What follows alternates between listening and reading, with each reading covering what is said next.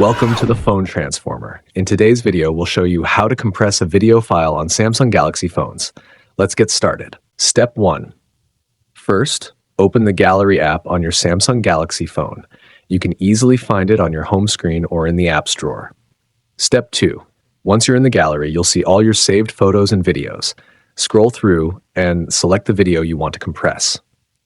Step 3. After selecting the video, tap on the three dots icon at the top right side of the screen, then select the Details option.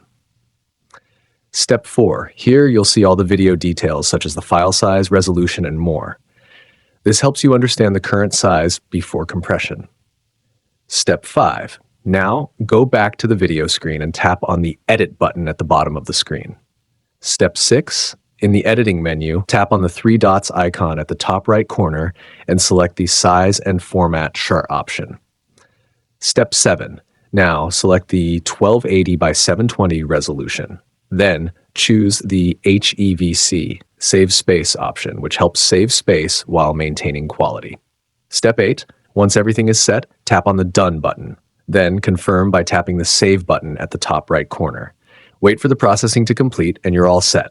To check the new file size, tap on the three dots again, select Details, and you'll see the compressed video's updated size.